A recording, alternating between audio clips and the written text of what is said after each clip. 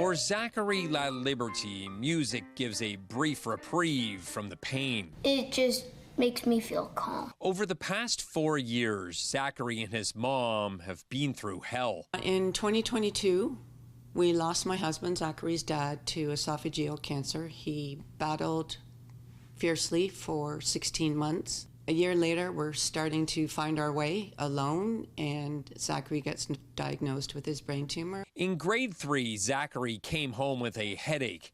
A few months later, a doctor's appointment discovered pressure against the back of his eyes.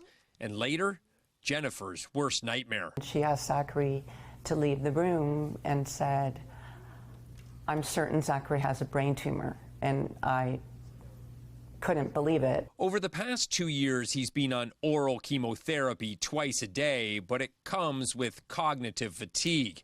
He's set to have another major surgery, which will include a catheter under his scalp, which can be poked to drain fluid. They expect him to grow up and get married.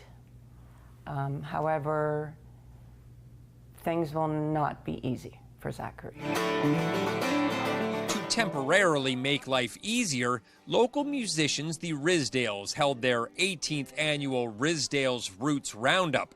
It's a cancer fundraiser which brought in $10,000. We take some of our favorite musicians and we gather them all together for the afternoon of music and dancing and just, laughter. The cost of cancer is so much more than the physical cost. Just the parking, the coffees, a little treat, stopping at Toys R Us after a difficult medical appointment. Zachery turns 11 years old today, and this past weekend he received the best birthday present he could ask for.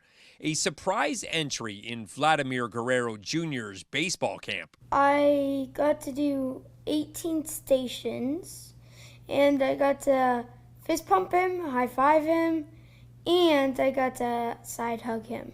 He rolled it to me, and then I threw it to him, and then he caught it, and he nodded his head to me. I didn't know that he would get to throw the ball with Vladdy, so when I saw that, my eyes welled up with joy. For a moment, it was a chance to forget about all the pain and suffering these two have been through, and knowing there's more to come. He's one of the most resilient kids I've ever met.